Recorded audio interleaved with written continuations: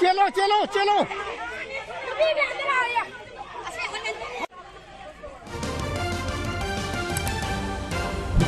कि मणिपुर इस देश का हिस्सा है, 2 महीनों से जल रहा है और इस देश के प्रधानमंत्री को रत्ती भर इस देश के एक अभिन्न हिस्से की चिंता नहीं है। असलियत तो यह है कि नफरत से भरा तानाशाह प्यार से डरता है और प्यार के विरोध में खड़ा है। प्रधानमंत्री ने 2 महीनों से मणिपुर की कोई सुध नहीं ली, प्रचार प्रसार करते रहे, चुनाव में अपना बूथ मजबूत कराते रहे, अमेरिका इजिप्ट घूमते रहे। गृह मंत्री ने पलड़ा झाड़ लिया, 130 से ज्यादा लोग की मौत हो चुकी है, हजारों लोग मजबूर हैं, कैंप में रहने के लिए विस्थापित हो चुके हैं, स्कूल कॉलेजेस हजारों बिल्डिंगें जलकर राख हो गई हैं। और जब राहुल गांधी जी ने ठाना कि उनको वहां जाना है और वहां जाकर भारत जोड़ो को जारी रखना है, तो उनके रास्ते में अवरोध, उनके रास्ते में रोड़ा बनने का काम क्यों कर रही है भारतीय जनता पार्टी की मणिपुर की सरकार? और यह सारा काम केंद्र की मोदी सरकार के इशारे पर हो रहा है। और इसका एक ही फलसफा है, राहुल गांधी जी वहां क्यों जा रहे हैं? राहुल गांधी जी वहां पर टूटे बिखरे सपनों को सजोने के लिए, जिन लोगों का विश्वास हिल गया है, जिनके मन में शंका है, उनमें विश्वास जगाने के लिए, प्यार जताने के लिए, लोगों के आंसू पोंछने के लिए, लोगों को यह विश्वास दिलाने के लिए कि हम आपके साथ इस दुख की घड़ी में खड़े हैं और हम हर कीमत पर दुख की इस घड़ी में पार हो जाएंगे। इसलिए राहुल गांधी जी वहां पर जा रहे हैं। राहुल गांधी जी वहां पर प्रेम का संदेश देने जा रहे हैं। राहुल गांधी जी वहां पर लोगों से मिलने जा रहे हैं। राहुल गांधी जी वहां पर लोगों को ढांढस बंधाने जा रहे हैं। और जिस नफरत के बाजार में मोहब्बत की दुकान खोलने की उन्हें ठानी है, उसको आगे बढ़ाने के लिए जा रहे हैं। इसमें किसी को क्या आपत्ति हो सकती है? राहुल जी मणिपुर पहुंचते हैं, इंफाल के एयरपोर्ट से निकलते हैं, महज 20 किलोमीटर दूर उनका काफिला चलता है और विष्णुपुर में उसको रोक लिया जाता है। उस काफिले को क्यों रोका गया? पहले इसी प्रशासन ने कहा आप बाय रोड जा सकते हैं, उस काफिले को रोका जाता है। और जिन लोगों में थोड़ी सी आशा और थोड़ी सी उम्मीद जगी थी, तो कोई तो है जो हमारे साथ खड़ा है, वहां लोग आ जाते हैं, वहां गांव के लोग इकट्ठे हो जाते हैं और उन गांव की महिलाओं पर बर्बरता और निरंकुश पुलिस टीयर गैस के गोले दागती है।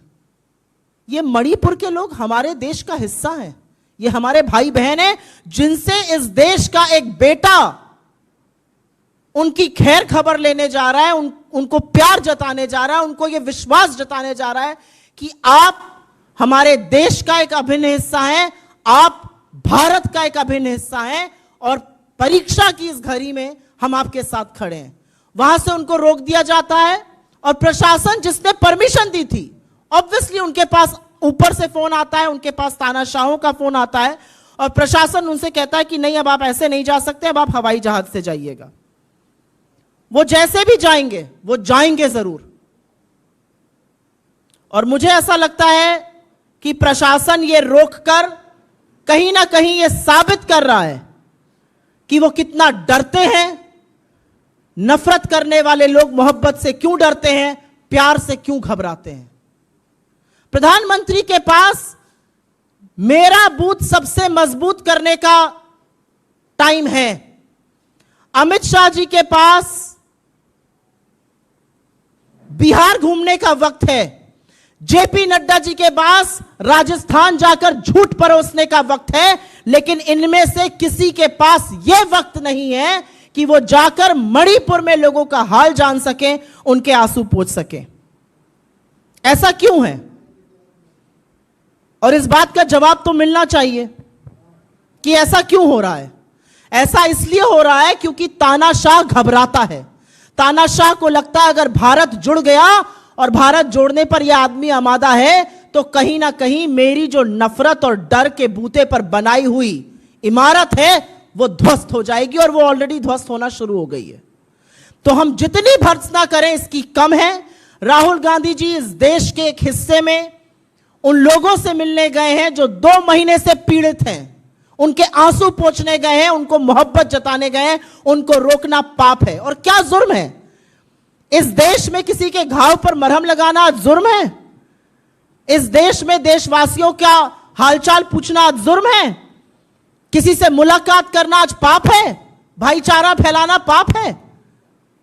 इसके बारे में जवाब एक निरंकुश तानाशाह और उसकी बर्बर सरकार को जरूर देना पड़ेगा। और मैं कुछ वाकये जरूर बता देती हूं। आज 2 महीने हो गए मणिपुर में प्रधानमंत्री के मुंह से हिंसा की भर्त्सना और शांति की अपील नहीं निकली।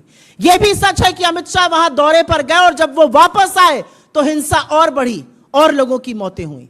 तो क्या प्लान क्या है? एक ऑल पार्टी मीटिंग बुलाई जाती है जिसमें प्रधानमंत्री ही नहीं है। उस मीटिंग में जो एकमात्र रिप्रेजेंटेटिव मणिपुर के हमारे पूर्व मुख्यमंत्री थे उनको कुल गिनकर 3 मिनट बोलने दिया जाता है। आपका प्लान क्या है मणिपुर में शांति बहाल करने के लिए? मीडिया को मैनेज करके आप मणिपुर की आग और हिंसा को शांत नहीं कर सकते हैं। मणिपुर के लोगों से बात कीजिए, उनका विश्वास जीतिए, और जो ये कोशिश कर रहा है उस कोशिश को और आगे बढ़ाइए। और मैं ये इसलिए कहना चाहती हूं क्योंकि कांग्रेस हर बार जब इस देश पर संकट आया है, जब इस देश पर दिक्कतें आई हैं, तो खड़ी हुई है।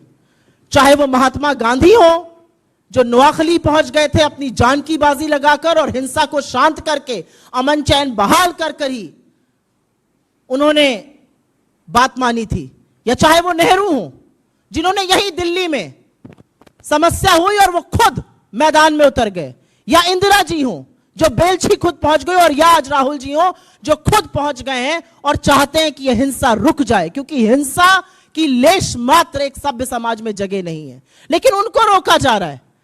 रोकना हिंसा को है, बचाना लोगों को है। रोका राहुल गांधी को जा रहा। और यह पहला वाकया नहीं है। जब हाथरस जा रहे थे तब आपने रोका था, जब लखीमपुर जा रहे थे तब आपने रोका था। हर बार अगर राहुल गांधी जी लोगों के साथ खड़े होने के लिए जाते हैं तो आप रोकते हैं, लेकिन इतिहास भी साक्षी है कि वो जहां जाने के लिए निकलते हैं अंततोगत्वा वहां पहुंचते जरूर है। हम इसकी भर्त्सना करते हैं और इस सरकार से उम्मीद करते हैं कि मणिपुर में जो कोई भी शांति बहाल करना चाहता है, अमन चैन लाना चाहता है, भाईचारा लाना चाहता है, उसके रास्ते में आप अवरोध, उसके रास्ते में आप कांटा नहीं बनेंगे, वरन वहां पर शांति बहाल करने की खुद भी प्रयास करेंगे।